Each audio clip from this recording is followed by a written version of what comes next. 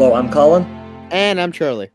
and welcome to a very special episode of C&C Talks. We are recording this on May 30th, 2024, a very historic day in American history for all the wrong reasons. On a day that started with reporting that Trump said the N-word, reporting that is nearly guaranteed to be true based on all accounts. That was nowhere close to the worst thing that happened on this day for Donald Trump, as in a New York courtroom at roughly 5:10 p.m. Eastern Time, it was read to him that he was guilty on 34 felony counts of falsifying business records related to the payoff of Stormy Daniels in order to influence the 2016 election by not having information that he had non-consensual sex with her get out. So Donald Trump today became the first president in American history to be convicted of a crime. That's not because it's a political witch hunt or anything. That's because he is the first president to commit very, very serious crimes that was not pardoned. Richard Nixon was, of course, pardoned by Gerald Ford. He likely would have been prosecuted otherwise. Donald Trump was not pardoned, and either way, this was a state crime in the state of New York, so he could not have been pardoned by the president anyway. This is still only one of the first steps. Donald Trump will still be able to appeal it, as every defendant has the right to do. He's scheduled to be sentenced on July 11th, just days before the Republican National Convention. We'll And see that's if on that the ends up 14th. happening. Yeah, we'll see if that ends up happening as scheduled. If it's unclear what the sentence would even be. Would there even be jail time allowed in the sentence? So there's still a lot of unknowns. What would that mean if he's elected president? Even though he's a convicted felon, he can still run for president. However, in the state of Florida, where Donald Trump is registered to vote, he cannot vote as a convicted felon. Charlie, let's start with that. What is your reaction, first of all, to today's historic news? Yeah, I mean, yeah, convicted on all 34 counts. None of them were voted not guilty.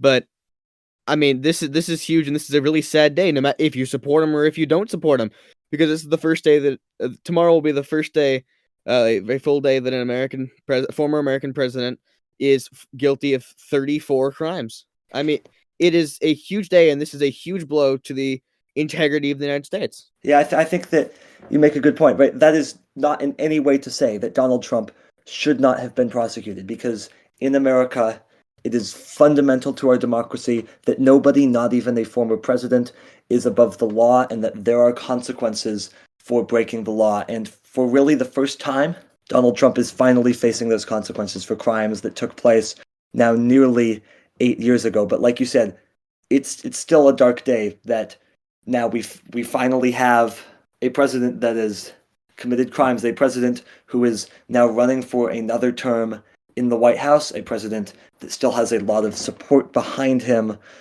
for that support for a convicted felon to be the next president of the United States. It's likely that the reason that convicted felons are allowed to be a president under the Constitution is that the founding fathers could have never possibly envisioned that a lot of people may vote for one, but here we are, Charlie. Yeah, and going back to the Florida thing, I think that's interesting. That he cannot vote in his state of residence anymore. But I do want to say that I will say that it is a bit ironic that the president who was really pushing law and order is the one who ends up getting hit with that law and order. I mean, I think that that really is a great point, because yeah, the Republican Party loves to brand themselves as the law and order party. Now they have putting their or they are putting forward as their nominee for president of the United States a convicted felon. And remember, this is one of this is one of four cases against Donald Trump, all of which involving felony charges. 88 counts, all felony counts against Donald Trump. The first 34 of them now in today as guilty, the rest unlikely to be tried before the election. But these were arguably the least serious of all of the counts that Donald Trump is facing. But hey, apparently the Law and Order Party likes this guy, and we've seen the response from the far right, Speaker Mike Johnson putting out a statement saying today's a shameful day in American history, calling this a partisan witch hunt. Let's remember here, Donald Trump was convicted by a jury of his peers. I mean, Donald Trump likely does not see it that way because Donald Trump does not see everyday American citizens as his equals. He sees himself above them. He always has. It's fundamental to the way that his brain works. But really, he's a private citizen, as is everybody that was on the jury in this trial. 12 other New Yorkers all found him guilty from wildly different backgrounds. One of them followed Donald Trump on Truth Social. That was the main source of news. One of them was a Newsmax viewer. All of them saw the evidence that was put forward, and in just about 11 hours of deliberations, we're able to tell Donald Trump is guilty. Donald Trump committed these crimes, and that's that. Yeah, and I also want to bring up a couple of points that you mentioned. Interestingly enough, yeah, this is the sentencing date is currently on July 11th. The RNC committee to decide who their nominee is on the 14th. It's interesting to see, will they move that up? Will they move that back? Depending on that hearing, will they keep it where it is? Yeah, I don't think they move it because it's just a logistical nightmare. Because while conventions, the stated purpose of it is just to officially name the nominee, in this particular convention and in most conventions, it's not contested who the nominee will be going into it. So really, it's just 4 straight days generally of political campaigning, essentially. Lots of major figures within the party, celebrities. Not that many support the Republican Party. I think Kid Rock and Ted Nugent are the biggest ones they can find. Maybe they'll get Kevin Sorbo to give a speech. Who knows? But it's generally just a week of political campaigning, a week of fundraising. But unclear if, I mean, I would imagine that Donald Trump will be there as the appeals process plays out. I mean, they're going to give him every possible right to his freedom that they possibly can. There is no chance that he'll be imprisoned pending appeal, if there even is imprisonment, which there should be given the nature of these crimes. We'll see if that ends up happening. The judge, when in sentencing, can consider the fact that he violated the gag order 10 times, so we'll see where that takes us. Yeah, and a couple of things I wanted to focus on. I saw something as well that apparently his donation website crashed due to the amount of support he got. Yeah, I think it's an interesting point that we kind of have to talk about, is the effect that it's going to have on the campaign, right? And I think that when we're having this discussion, we have to start with just a very obvious point, but one that I think we just have to repeat over and over again to avoid normalizing this. It is not normal for one of the major parties, Charlie, to have their nominee for president or presumptive nominee for president be a convicted felon. That is not a normal thing. And yet that is where we are. It is not normal to be asking, is this going to help him? Is it going to be better for him in terms of the election that he is a convicted felon? That's not something that we should have to be discussing. But we're discussing it because that might be true. Like you said, a lot of people donated to him or tried to donate to him. The website crashed because so many people were trying to donate to him in the aftermath. It likely cost him nearly $1 million in potential donations, the fact that the website crashed. None of that is normal. If we are donating our money, if we are voting for someone even more, if you gain respect for them, if it makes you want to donate to them more, that they're a convicted felon, that means that you think being a criminal is good. And given, Charlie, the number of people that seem to want to donate, that's a real problem in America that we as a country are just going to have to grapple with, that it is an asset to be a criminal in the Republican Party right now. Yeah, and I do want to talk about that. That I think a lot of the people who are donating to him would have already voted him for him and already obviously support him and don't care about criminal offenses. And politically, I don't think this will help him. I think the people who are donating to him were already supported him and already were going to vote for him. I think what this does do is some of these less extreme conservatives may drift away a little bit, maybe towards potentially a third party, maybe potentially towards not voting at all. Maybe they do eventually come back to Trump as we get into the fall, but this does not help him, or at least it shouldn't help him. We'll see. Yeah, I mean, there has been some polling done that shows his numbers getting hurt if he's a convicted felon. We'll see if that holds true. I'm going to say no, and here's why. I think that his support, and I'll explain why in a minute, but I think that his support is set. He's going to get a certain number of votes in the fall. I think that that number is it's not going to change, but from what he'd get now versus what he'd get in 5 months, right? Like he's not going to gain significant support or lose significant support. The election, I think, is going to come down to Biden's side because Trump's numbers on his own. If Biden can really form the coalition that he did in 2020, they can't come anywhere close to Biden. But can he? Is the far left going to not vote for him over the Israel-Gaza policies? Are people in the center going to vote for him? Or are they not going to vote? Are they going to third party, right? It's not a fear of, oh no, the potential Biden voters are going to vote for Trump. It's about, oh, they might vote third party or not vote instead of voting for Biden. And I don't think that Trump's conviction is going to change how those people feel in regards to Biden versus a third party or not voting. Now, why do I not think it's going to lose support for Trump?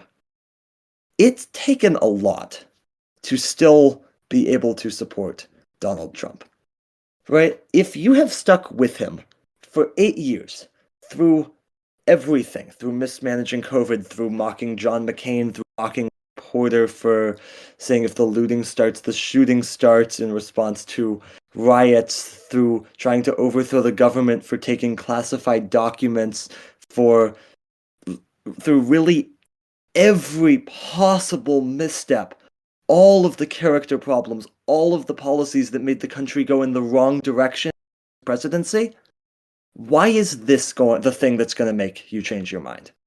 Nothing really could, because he's already done so much that if you're still behind him, you're going to be behind him. I think, Charlie. Yeah, I think so. I agree. I think the base that he has is really the base that he's going to have through the fall and into November. A very dedicated anyone base, either, though. a very dedicated base at that. But I do think that the election is really going to come down to really how well does Joe Biden do with that faction with the faction that is more left leaning than he is. And really, I think it'll maybe in some aspects come down to if the war in the Middle East is still going on. Yeah, I mean, the way that Biden ran his campaign in 2020, it was, I mean, I don't know if it was a particularly smart campaign structure, but I do know that, like, he ran as the Trump alternative. It's either me or Trump. And everybody could see how bad Trump was at the time because Trump was president. He was doing the press conferences every day where he was telling people to inject bleach. Everyone could see why he was so bad and why they had to get rid of him. And so they had to vote for Biden. And that's why Joe Biden was able to build such a broad coalition from the far left to the center right. I don't know if he can rebuild that coalition. I think that the left has, fairly or not, more people on the left have left him. And I don't know if the people in the center are quite as willing to vote for Biden instead of just not voting. I don't think that they quite have necessarily just how bad Trump was front of mind. So this is actually one of the rare cases where I think that Trump being the incumbent president would actually beat him, and he's not right now, obviously, as much as he thinks he is. Yeah, I think you do bring up a really interesting point there.